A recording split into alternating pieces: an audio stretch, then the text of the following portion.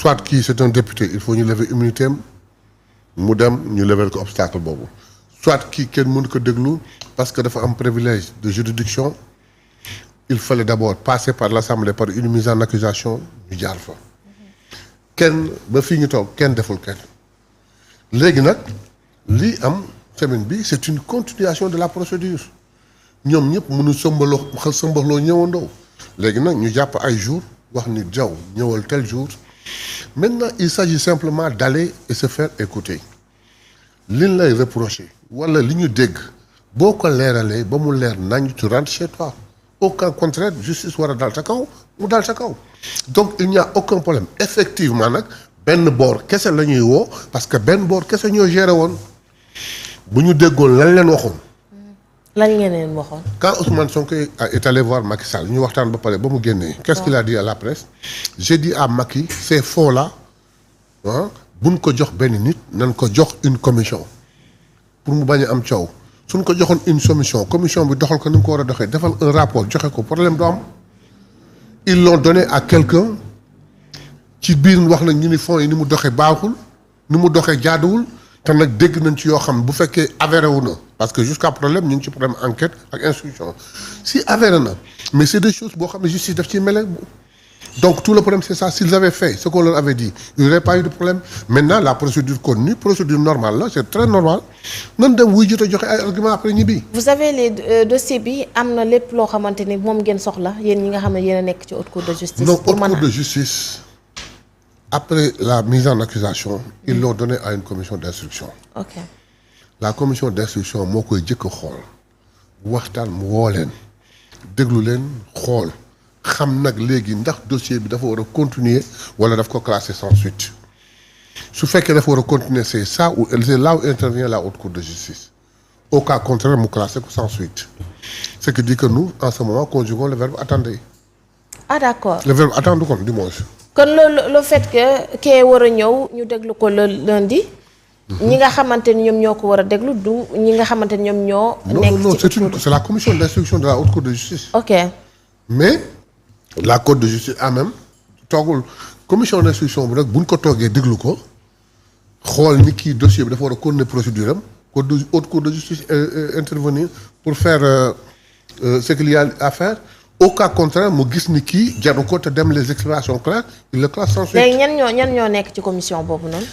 la commission je crois que c'est le kii comment est-ce qu'on le dit encore j'oublie exactement. mais c'est le kii.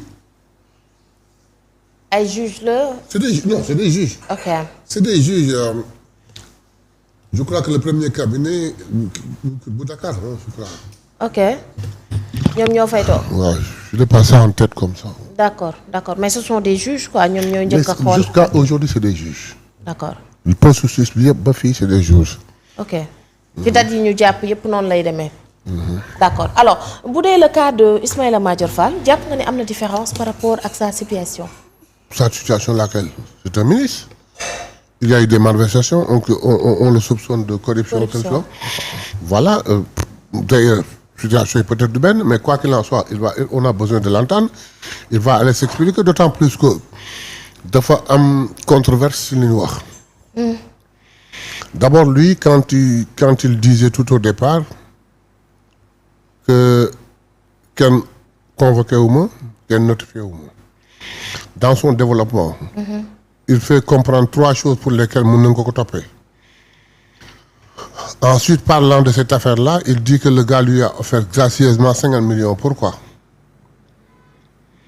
ensuite lu ko waa ji yabee ba ñëw fekk ko biram di ko fa indil 50 millions.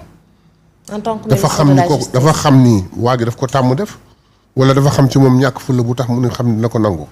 mais li wóor boo wóor dana ko dem à sa place j'aurais pas agi comme ça à sa place su fekkee li muy woote nii jub gi muy woote mi ngi ci man dama naan waa ji toogal maay kilifay procureur j'appelle le procureur avec 2 de ses agents bu ñëwee mën a waa ji ubbil valise mu xool man ko lu ci nekk 50 millions il a essayé de me corrompre mi ngi nii en flagrant délit jël leen ko yóbbu lui il l'a pas fait il dit bon écoutez il me l'a offert gracieusement je lui ai remis diplomatiquement ci waxam da ngay dégg ni malgré que waa ji waru fa woon ñëw parce que waru ko woon yeb ba fay ñëw mais bi waa ji ñëwee offrir na ko mu delloo ko noonu ngay comprendre ci waxam.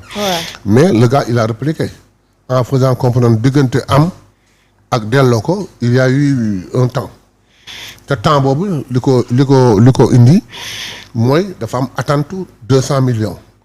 Quand les 200 ne sont pas venus, il a rendu les 50 pour pouvoir casser le contrat. C'est ce que dit le gars. Qu'est-ce qui est vrai dans tout ça? Il n'y a que le juge qui peut le déterminer. mais des fois ci seeni ay wax ñi nga xamante ni peut-être ñoom ñoo fare ci nguur gi dañuy sentir ni ci kàddu yi dafay mel ni dañ leen di accuser comme ça loolu est-ce que du mooy andi jeexi jaaxa bi nii est-ce que dinañ leen àtte ci ni mu jaare yoon. Après il y a eu combien de personnes? Combien de personnes ont touché à l'agent du Covid? Pourquoi on les a pas appelés tous? Mais ñi ñu gérer est-ce que am na kenn ku waxagum defuma dara? day wax rek bon defe naa ko nii peut-être j'ai fait une erreur de tel ou j'ai fait une erreur de tel mais amul ku ni li ma jot defuma wala kenn weddiwul. Donc il n'y a aucun problème mais ni nga ko defee du noonu ni nga ko defee jaaduwul ni nga ko defee leerul c'est-à-dire que ni nga ko defee du noonu am na ci. ni nga ko defee waroo ko woon defee noonu am na ci li nga ko defee jaaduwul amu ci li nga ko defee li la santoon defoo ko am na ci mais loolu yëpp dem devant le juge laay ko moo koy dindi mais leneen du ko dindi yeneen ay wax rek lay doon quoi.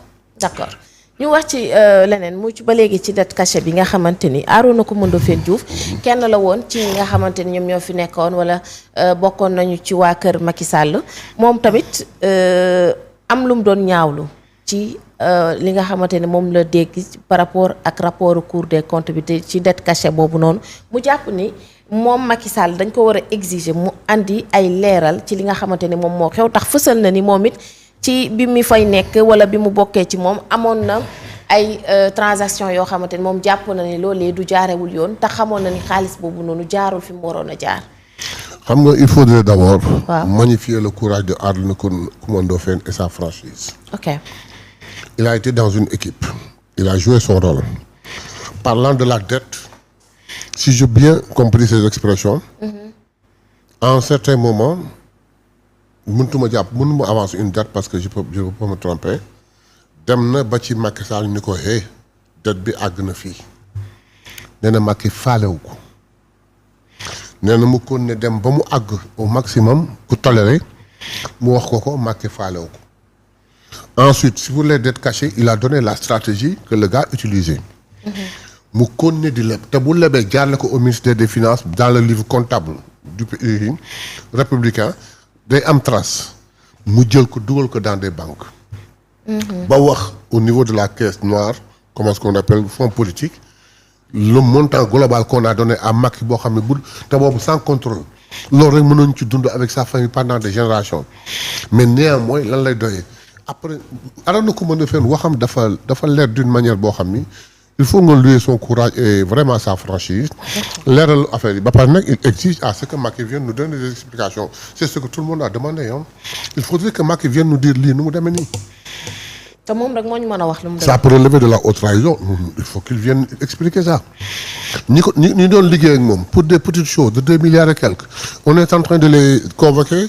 jaar leen par une procédure normale pour ñëw di leen déglu dans la semaine c'est notre premier sujet moom il a géré des milliards et des milliards et fait yi ñu koy reprocher su fekkee am na benn bu ci nekk ça peut relever d'une haute trahison mais il faudrait qu'il vienne s'expliquer. le fait que tout le temps ñu àddu ci Macky Sall est-ce que cela veut dire que dafay wane ni lépp li nga xamante ne wala procédure yi ni muy demee ñu ko ciy tudd wala ñuy tudd doomam wala keneen ak keneen cela veut dire que comme li ñuy xalaat ni moom Macky Sall moom lañ bëgg a jot pour que moom it mu daal di ñëw ci réew. mais boo déggee rumeur yi dans l'opinion boo duggee ci biir dëkk bi nit ñi waxtaan ak nit ñi les gens disent que il est au début et à la fin de toutes ces procédures toutes ces choses-là c'est ce que disent les gens mais ce n'est pas ce qui est la vérité certainement ce qui est la vérité justice moo ko mën a wax.